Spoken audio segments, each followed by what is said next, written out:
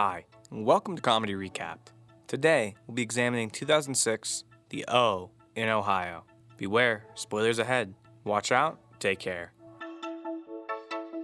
The movie takes off with Priscilla practicing yoga while watching a pool service commercial. She appears to be quite delighted by this upbeat commercial for some reason, even fondly remembering the name of the business owner, Wayne, as he appears on screen. She then hops into the shower, gets dressed up, and sets out for work in her luxurious car. It then cuts off to her at work.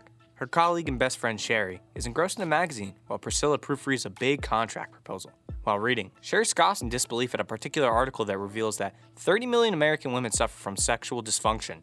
She then goes ahead and describes it as a chronic failure to achieve orgasm. Priscilla dismisses the topic as juvenile and unimportant, while Sherry expresses how strongly she feels about it. She goes as far as saying that she'd kill herself if she wasn't able to achieve climax through sex. The next scene cuts to a high school hallway. We're introduced to the male character lead, Jack, a Dowtron teacher who struggles to get something from a vending machine. He goes to the cafeteria where he's joined by a colleague, the school's football coach, and student's guidance counselor, Coach Popovich.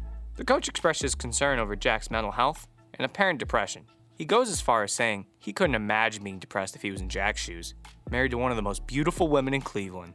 Meanwhile, Priscilla is promoted to the role of vice president at the company on the merits of her diligence in carrying out her duties.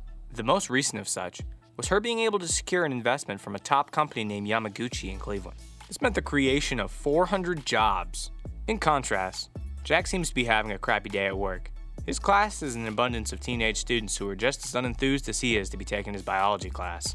The only student who has answers to his questions and seems to be genuinely interested is a girl named Kristen Taylor. He calls her up to the podium to answer some more questions. Once they're done, she discreetly flashes him a note that says, "You're in pain. I want to help." Excited about her promotion, Priscilla informs her husband Jack about it over dinner later that night. Jack's reaction to this news, however, is underwhelming.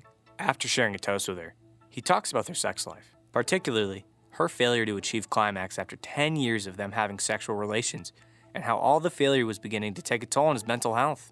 Later that night, Priscilla sleeps alone in the bedroom while Jack sleeps in the garage. The next day at work, Priscilla shares her marital ordeals with her work best friend Sherry, revealing how her husband moved to the garage, and a big secret. The secret being that in her 10 years of marriage with Jack, as a matter of fact, her entire life, she has never experienced an orgasm. Priscilla then proceeds to try different options to help cure her sexual dysfunction, from couples counseling to self-pleasure tutorial classes, all to no avail. After school hours on a particular day, Kristen Taylor, the student from Jack's biology class, approaches him in his car and requests a ride to Keystone University of Biophysics, where she works. After the drive, Jack refutes her earlier statement about being in pain. She, however, points out that it was obvious from his general demeanor. She proceeds to tell him about how his passion in classes have changed her from a drug addict to a National Merit Scholar when she was 15. She establishes that she felt a connection to him and an obligation to help him through whatever he was going through, however she could. Meanwhile, Priscilla had resorted to visiting a sex store.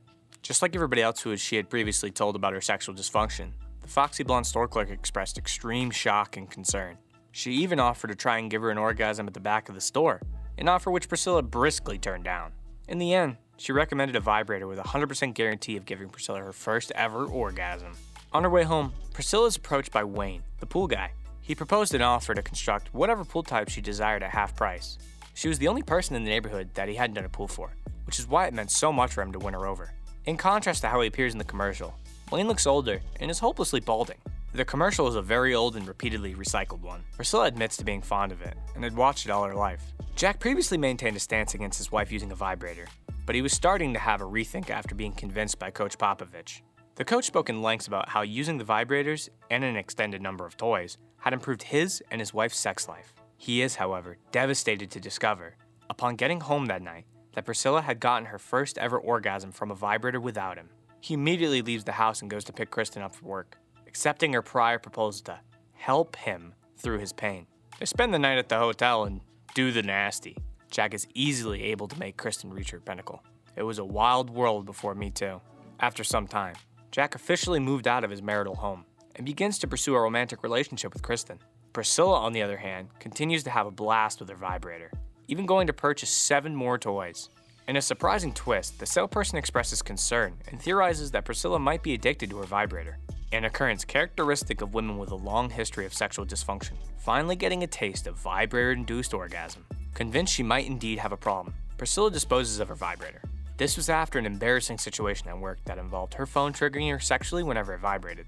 After this, Priscilla goes on to attend a series of parties alongside Sherry. She tries hooking up with different men, even the sex shop salesperson, to attain an orgasm. They are all unsuccessful in giving her an orgasm. Sherry is, of course, not spared of the full details of Priscilla's explorations. She commends how much Priscilla has changed in such a small spare of time, from the uptight, frigid married chick to full-on exploring her sexuality, getting a vibrator addiction, hooking up with multiple men, and even trying out same-sex relations. One evening, while Priscilla is at a fancy restaurant having dinner by herself, Wayne runs into her. She informs Wayne that she has made her mind up about getting a pool. However, she was unsure about what type to get. Wayne shares a heartfelt anecdote on the positive impact of swimming emotionally and spiritually. They have a brief debate on the importance of spiritual rebirth and metamorphosis. The discussion eventually pans out to Wayne offering her an invitation to try out his pool to help her decide. Priscilla is awestruck by the magnificence and design of his pool. Wayne revealed that he built it for his wife, who had died 16 years ago, and that the pool always remarkably and successfully improved her mood when she was very downcast. Wayne urges Priscilla to try it out. She accepts his proposal, but only on the grounds that he was going to accompany her. Wayne initially hesitates, as after his wife died, he hadn't used the pool at all, but he eventually obliges. They dive into the pool from a 300 feet high slide, holding on to each other. Once they're in the water, they begin to make out, eventually having sex. Surprisingly, Priscilla experiences her first orgasm from a man, with Wayne, who is more than twice her age and out of shape. Meanwhile, Jack learned from Kristen's father that she is furthering her education at Harvard University. In light of this, he tries to hook up with Priscilla one more time, and he invites her out on a dinner date. On the date, Jack asks Priscilla what she's been up to. She replies that she's been broadening her horizons, taking seminars, discovering parts of Cleveland she never knew existed. Jack reveals that he's been working on becoming a better man.